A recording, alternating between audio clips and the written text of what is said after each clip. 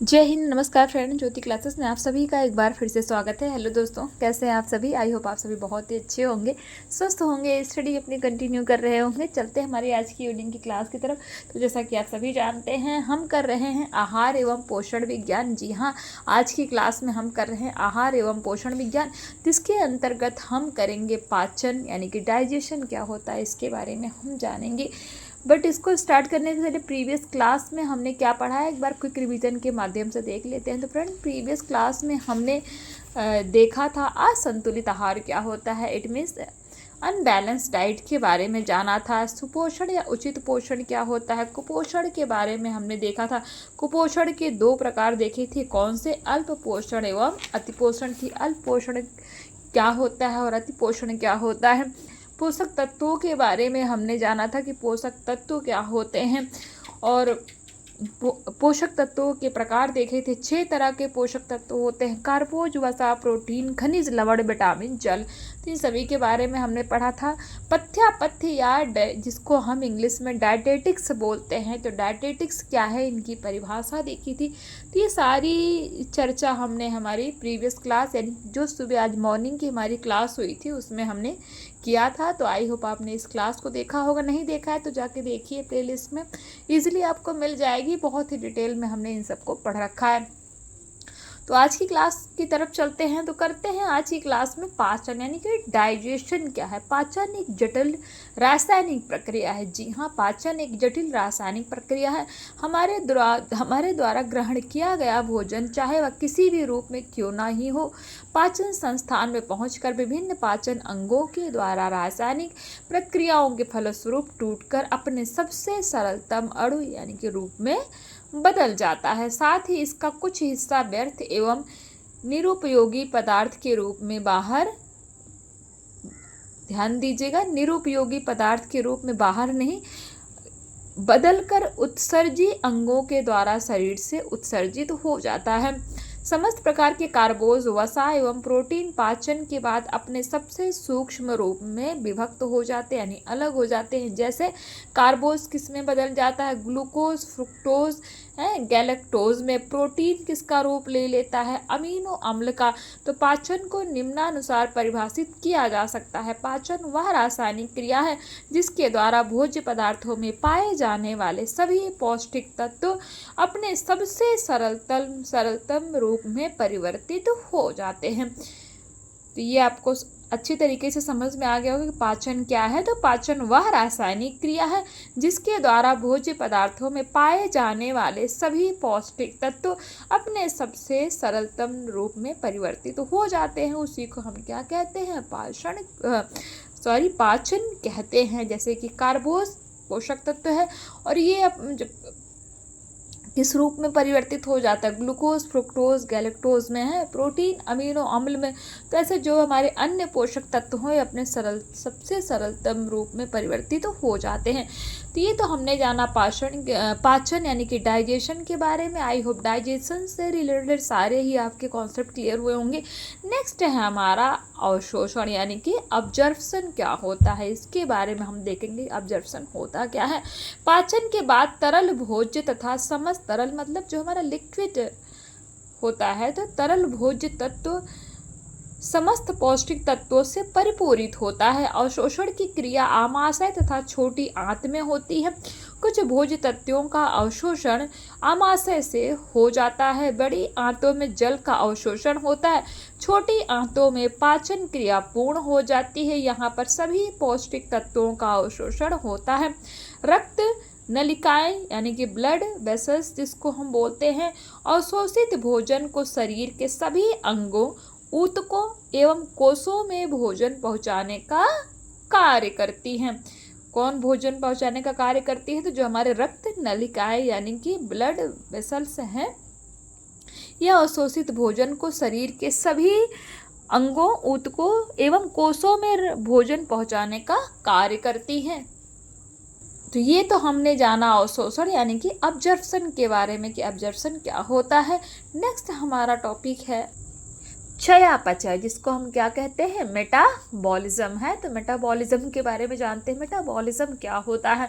भोजन ग्रहण करने के पश्चात भोजन का पाचन विभिन्न पाचक अंगों की सहायता से होता है। पाचन के फलस्वरूप विभिन्न भोज्य पदार्थों में उपस्थित भोज्य तत्व अपनी सबसे सरलतम इकाई में टूट जाते हैं, जैसे कार्बोज ग्लूकोज में, प्रोटीन अमीनो अम्ल में, वसा वसी अम्ल में। पाचन के बाद इनका अवशोषण रक्त तथा लसिका द्वारा होता है। रक्त परिसंचरण के दौरान ये पोषक तत्व शरीर के विभिन्न अंगों में पहुंचकर आवश्यकता अनुसार उन्हें पोषण प्रदान करते हैं। भोजन के पाचन एवं अवशोषण के पश्चात होने वाली प्रक्रिया को ही क्या कहा जाता है? चयापचय यानी कि मेटाबॉलिज्म कहा जाता है। अगर आपसे पूछ लिया गया कि चयापचय क्या है, तो भोजन के पाचन एवं अवशोषण के पश्चात होने वाली जो प्रक्रिया होती है वही क्या है? हमारा चयापचय अर्थात मेटाबॉलिज्म होता है। चयापचय के दौरान भोज्य तत्वों के टूटने के साथ साथ नए पदार्थों का भी निर्माण होता है। इस प्रकार चयापचय को परिभाषित किया जा सकता है। किस प्रकार? शरीर में भोज्य पदार्थों के टूटने तथा नए पदार्थों के निर्माण की प्रक्रिया को सम्मिलित रूप से चयापचय अर्थात मेटाबॉलिज्म कहते हैं। चयापचय मेटाबॉलिज्म के दौरान दो क्रियाएं होती है। ध्यान दीजिएगा, मेटाबॉलिज्म के दौरान दो क्रियाएं होती है। कौन सी?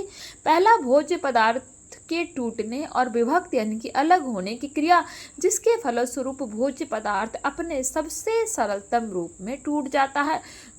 अपचय यानी कि कैटाबॉलिज्म कहलाता है। क्या कहलाता है? अपचय यानी कि कैटाबॉलिज्म कहलाता है। तथा दूसरी जो प्रक्रिया है, शरीर में निर्माणकारी क्रियाओं जैसे मांसपेशीय तंतु का निर्माण, रक्त का बनना, ग्लाइकोजन का निर्माण आदि नए पदार्थों के बनने की प्रक्रिया को उपचय यानी कि एनाबॉलिज्म कहते हैं। तो हमने क्या देखा?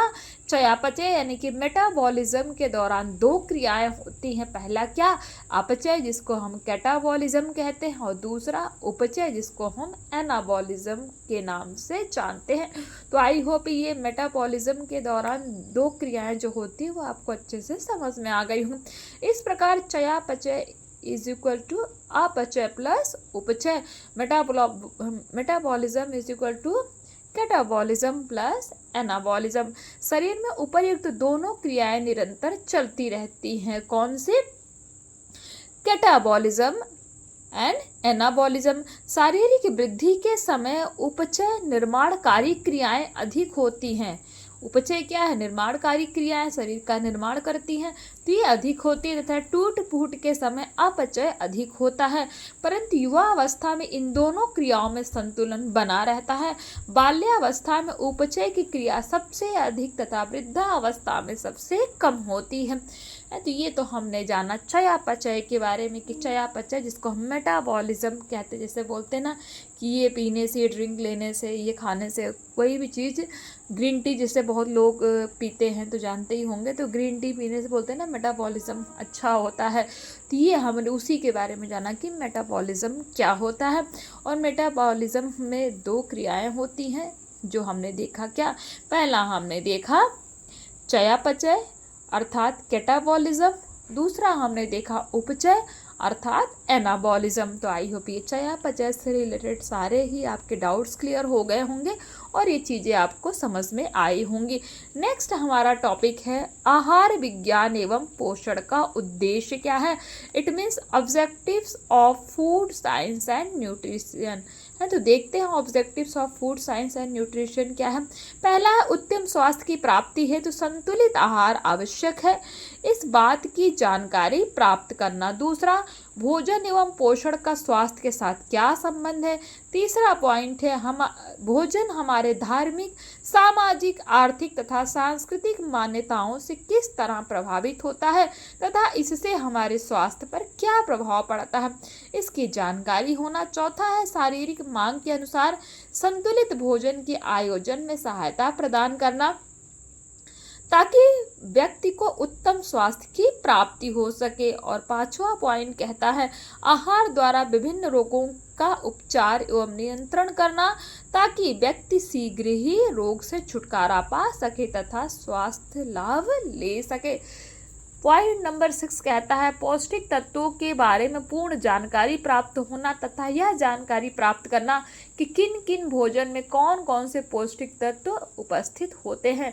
पॉइंट नंबर 7 कहता है भोजन की आदतों में सुधार हेतु तर्कपूर्ण कारण देकर व्यक्ति को भोजन खाने की आदतों में सुधार लाना। पॉइंट 8 कहता है रोगी व्यक्ति को उपचारात्मक पोषण के बारे में सही जानकारी देना। पॉइंट 9 कहता है पाक विधियों का समुचित ज्ञान होना ताकि भोजन पकाते समय पौष्टिक तत्वों का नाश कम से कम हो।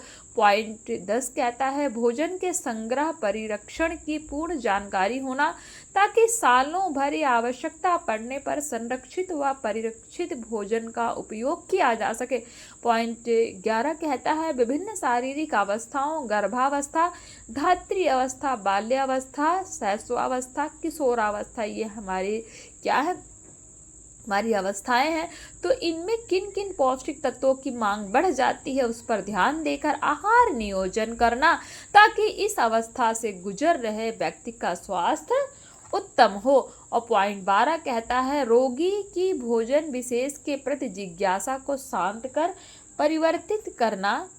ध्यान दीजिएगा क्या हमने बोला पॉइंट 12 में कि रोगी की भोजन विशेष के प्रति जिज्ञासा को शांत कर परिवर्तित आहार को सेवन करने के लिए प्रेरित करना। पॉइंट 13 कहता है अलग अलग बीमारी की स्थिति में भोजन को प्रभावित करने वाले कारकों के बारे में जानकारी प्राप्त करना। पॉइंट 14 भोजन प्राप्ति के विभिन्न स्रोतों की सही जानकारी प्राप्त करना। पॉइंट 15 कहता है अलग अलग संस्कृति, सामाजिक परिवेश, आर्थिक स्थिति आदि को ध्यान में रखते हुए पौष्टिक एवं संतुलित आहार का नियोजन करना।